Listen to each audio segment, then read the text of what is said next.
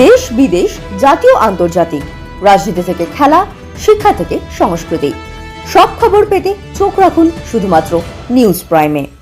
আমরা সত্যি লুকোই না, আমরা সত্যি দেখাই। Subscribe our channel for further updates. Thanks, Jen. Especially CEO Jen, Mihir Kumar ji. And as today's program is in Kolkata, so thanks Mr. Mondol also from state government side.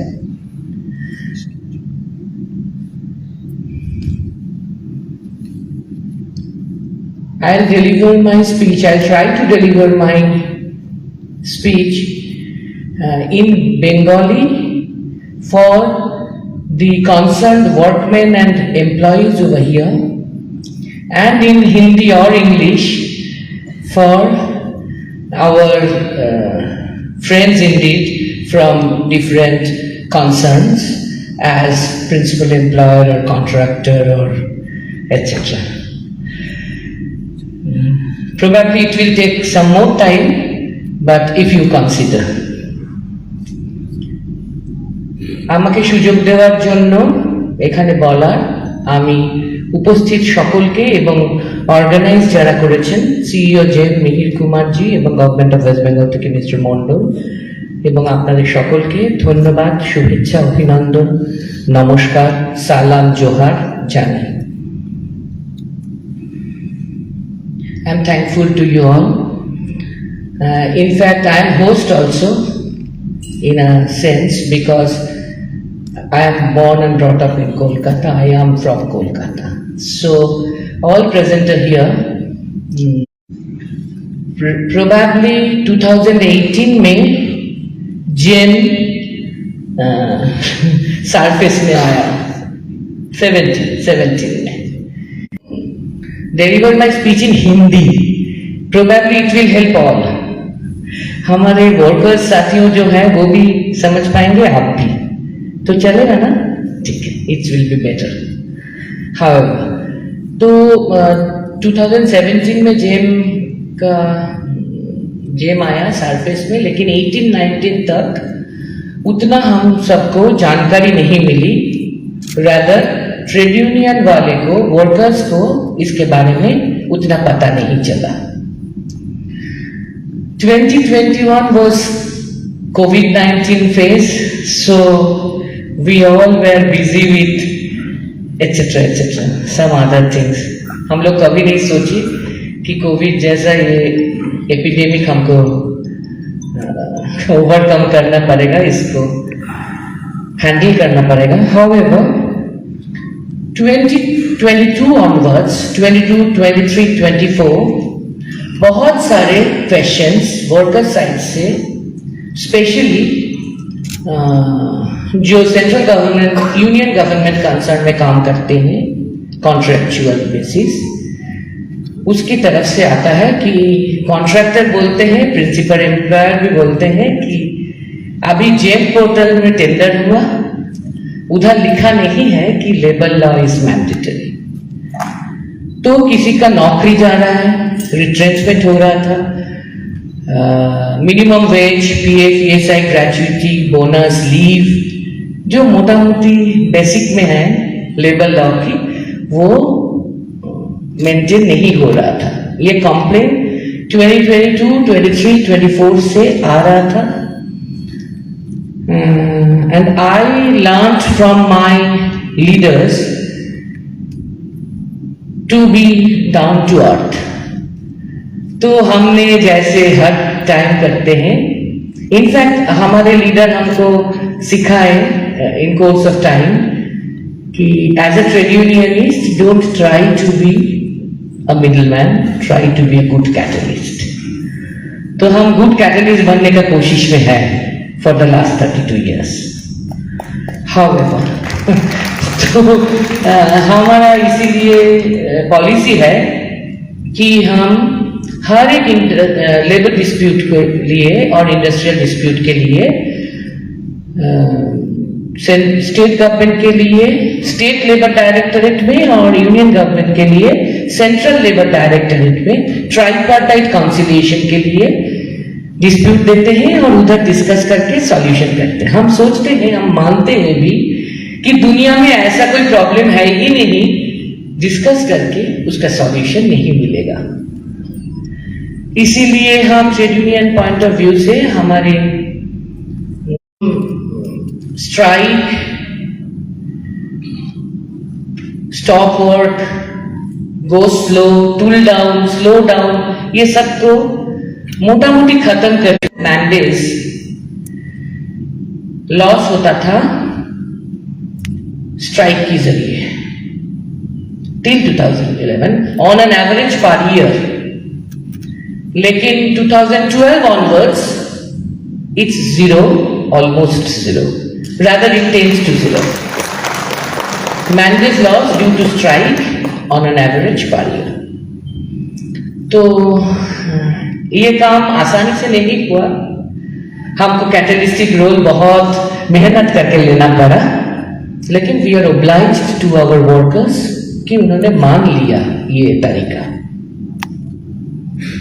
और हमने tripartite discussion में solution का सोचे, क्योंकि trade union तो finally it's a table talk, उधर ही समाधान होगा। रेवोल्यूशन तो ट्रेड यूनियन से नहीं हो पाएगा। So we try to change our pattern. तो 2022, 23, 24 तक हम बहुत सारे कॉन्ट्रैक्टर्स एंड बहुत सारे प्रिंसिपल एम्प्लॉयर्स को हमने देखा, वो बोले हैं कि जेम पोर्टल से हम टेंडर लिए हैं, उधर ये सब लिखा, जो कोई भी कॉन्ट्रैक्ट होता किसी भी ह्यूमन रिसोर्स के लिए और मैन पावर हायरिंग के लिए, as I quote from your paper, तो उधर लिखा जाता था कि there should be mandatory compliance of labour law. ये हमको पता था 1947 ऑनवर्ड्स।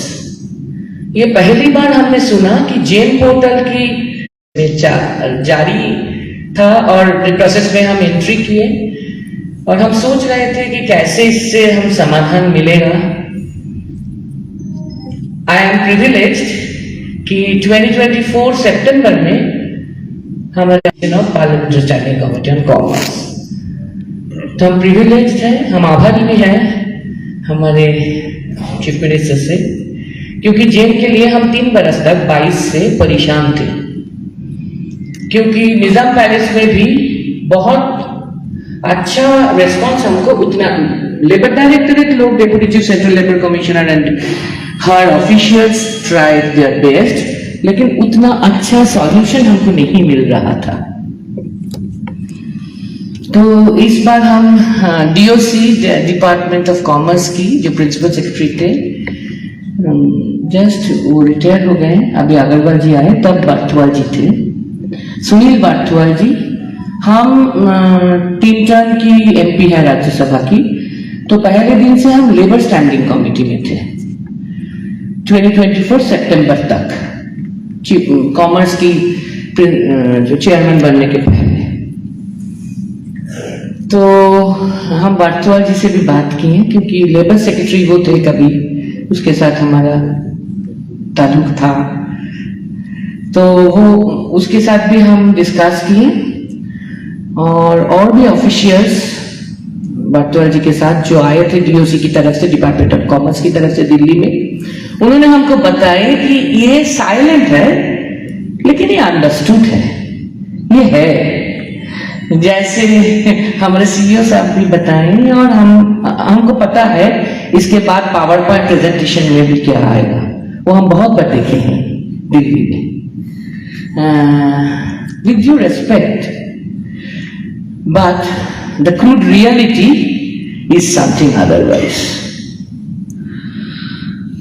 तो हम कॉमर्स कमेटी में डिस्कस किए, और आपको तो पता होगा कि एनी स्टैंडिंग कमेटी के अंदर हर पार्टी की मेंबर होते हैं, हमारे कमिटी में भी वैसे ही है।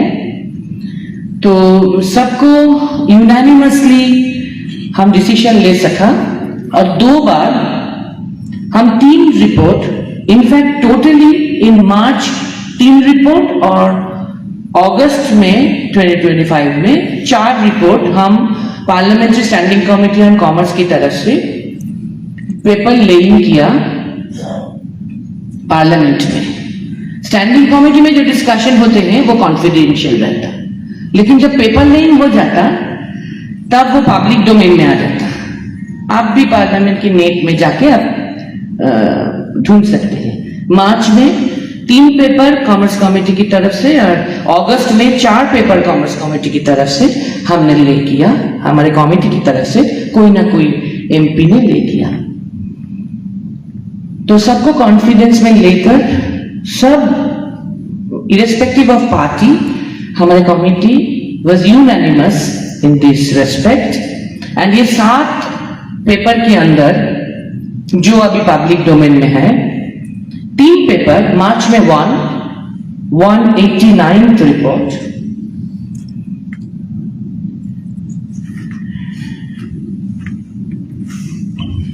ये, और अगस्त में 2 191st report and 192nd report also. तो मार्च में 189th report of parliamentary standing committee on commerce and अगस्त में 191st report and 192nd report of parliamentary standing committee on commerce हमने लेके उसमें बाकी टॉपिक्स के अंदर जिम पोर्टल के रेफरेंसेस हैं, आप भी पब्लिक डोमेन में जाके देख सकते हैं। इसके अंदर ये चलते वक्त मार्च और अगस्त के अंदर इंटरमीडिएट टाइम में सीईओ साहब मेरे को मिलने आए और हम बहुत सारे डिस्कशन किए इसके बारे में। बार्तोवाल जी से भी बहुत सारे डिस्कशन हुए, उसका पूरा डिपार्टमेंट से हमारे अंदर भी बहुत सारे डिस्कशन हुए। और ये तीनों रिपोर्ट, 7 रिपोर्ट के अंदर हमने जेम के बारे में जो लिखे हैं वो सिर्फ 2 फ्रेज हम चाहते हैं ऑफिशियली इंक्लूड किया जाए। And we are taking this matter with commerce and industry ministry also. Piyush ji से भी हमारा बात हुआ। ये करना सिर्फ जरूरी नहीं, ये करना as a constitution post holder ये हमारा फर्ज बनता। वो 2 फ्रेज है, उतना खास कुछ नहीं। सो कॉल्ड लेफ्ट की तरह हम ये नहीं बोलते कि कॉन्ट्रैक्चुअल एबोलिशन एक्ट को लाना पड़ेगा, हम कभी नहीं बोलते। हमको पता है कि globally, as I am in trade union for the last 32 years, हमको पता है कि ग्लोबली इंडस्ट्रियलाइजेशन का हालत अच्छा नहीं है। इसीलिए contractual employment is now a global phenomenon. We accept it. हम उसका एबोलिशन के बारे में हम रिस्पॉन्सिबिलिटी लेकर बोलते हैं, हम कभी नहीं सोचे, कभी बोलते भी नहीं सो कॉल्ड लेफ्ट की तरह। वो आइडियलिज्म है, बीइंग प्रैक्टिकल, वो बोलने का फायदा नहीं। लेकिन कॉन्ट्रैक्चुअल काम जो करेगा उधर law of the land as per constitution, labour law maintain करना पड़ेगा। सिर्फ यही है, ये तो हमारा फर्ज है। ये कोई एक्स्ट्रा डिमांड नहीं है, एक्स्ट्रा कुछ पॉइंट नहीं है। इसीलिए 2 फ्रेज जो हमने सजेस्ट किया इसी पेपर में है, तीनों पेपर में, वो है 1, there should be mandatory compliance of labor law, that is law of the land as per constitution. And second, the principal employer should take the responsibility to comply that. क्योंकि हम जब labour directorate में जाते थे discuss करने के लिए tripartite, तब प्रिंसिपल एम्प्लॉयर बोलते हैं जनरली, कॉन्ट्रैक्टर बोलते हैं वो जेम में नहीं है, हम जेम से लिया, हमको मानने का कोई मैंडेट नहीं है। और प्रिंसिपल एम्प्लॉयर बोलते हैं कि वो तो कॉन्ट्रैक्चुअल वर्कर है, वो तो हमारा जिम्मेदारी नहीं, वो तो हमारा वर्कर नहीं है, वो कॉन्ट्रैक्टर का वर्कर है। लेकिन ये बात बियॉन्ड लॉ है, लॉ ये नहीं है। प्रिंसिपल एम्प्लॉयर को ये जिम्मेदारी निभाना है, क्योंकि उनका काम हो रहा है, उनका कंसर्न, उनका प्रेमिसेस सिर्फ कॉस्ट कम करने के लिए कॉन्ट्रैक्चुअल सर्विस में हो रहा है, थ्रू कॉन्ट्रैक्टर काम हो रहा है, पेमेंट हो रहा है, दैट्स इट। लेकिन उधर लेबर लॉ कॉम्प्लायंस हो रहा है कि नहीं हो रहा है, जिम्मेदारी प्रिंसिपल एम्प्लॉयर को ही बनता, यही लॉ है। We are law abiding citizen, incidentally had privilege to become lawmakers also. So and 32 years हम ट्रेड यूनियन में हैं, इसीलिए थोड़ा बहुत लेबर लॉ के बारे में हमको जानकारी है। हम लॉयर नहीं हैं, फिर भी प्रैक्टिस में हमको जानकारी होना ही पड़ता। तो यही है इन नटशेल जेम का बैकग्राउंड जो हम इंट्रोड्यूस किए, और उसका लेके मोटा मोटी माहौल थोड़ा भारी है सब टेंशन में है क्या होने वाला है, लेकिन क्या किया जाएगा। आईआईसीबी में हम रेफरेंस आपको बहुत सारे दे सकते हैं, हम किसी को दोष नहीं देते, ये लिखा रहता तो कोई प्रॉब्लम नहीं होता।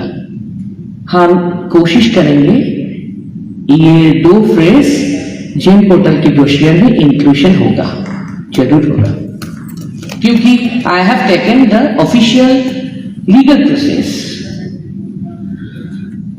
इसीलिए इसी प्रोसेस में ये इंटरेक्शन भी बहुत इंपॉर्टेंट है।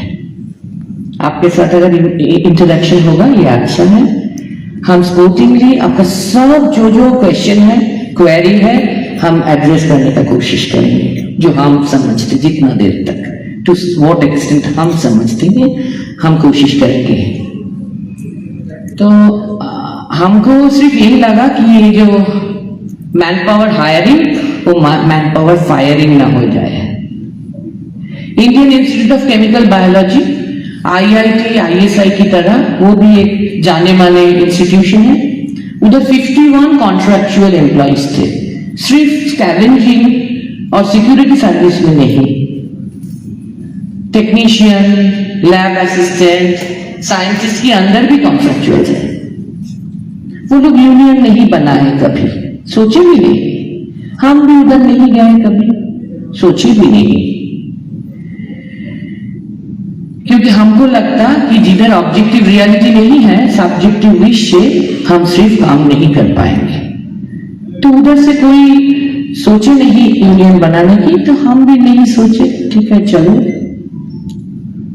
लेकिन अचानक वन फाइन मॉर्निंग कॉन्ट्रैक्टर ने वो 51 कॉन्ट्रैक्चुअल एम्प्लॉइज को बता दिया कि आज से तुम्हारा काम नहीं है, वर्बली चलो गेट बाहर।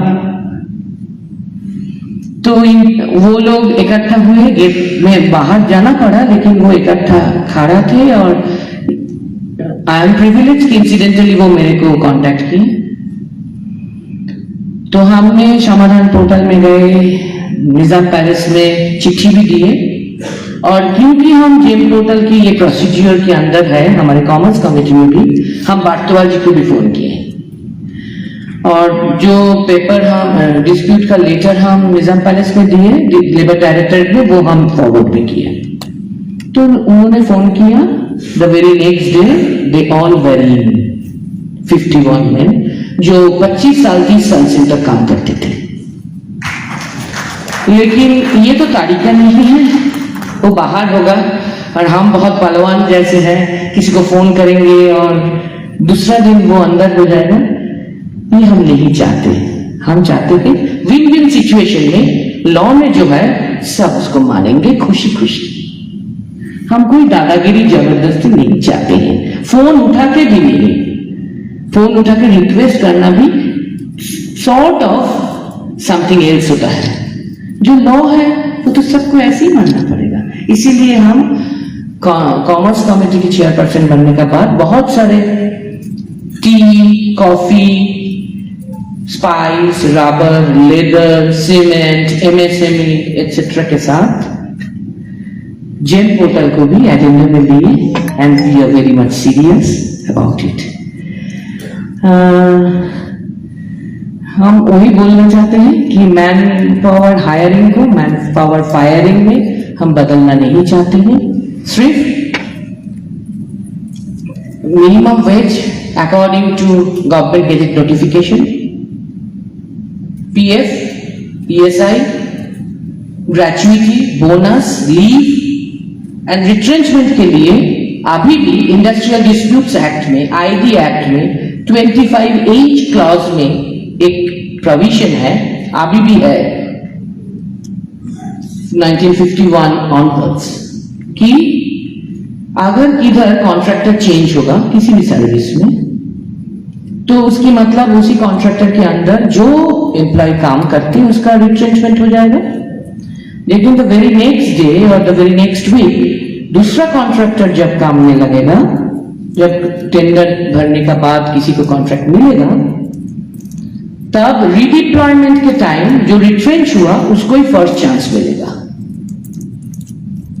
ये 25H क्लॉज में, आईडी एक्ट में अभी भी है। तो इसी के कारण जब 2011 में रेजिम चेंज हुआ, सीपीआईएम में जो काम करते सबको हमने नौकरी से निकाल नहीं दिया, सब काम में है, इसी क्लॉज है, इसी लॉ है। इसीलिए कोई भी रेजिम भी चेंज हो जाए, कोई भी कॉन्ट्रैक्टर चेंज हो जाए, कॉन्ट्रैक्चुअल एम्प्लॉय का काम नहीं चले जाता। इन द आईडी एक्ट में इसका प्रोविजन है। तो सिर्फ यही हमारा सबमिशन है, हम यही बोलना चाहते हैं। हम ओपन हैं, we are open and we are unanimous. All 31 members irrespective of party are unanimous in this respect in our Commerce Standing Committee. हम आप सबकी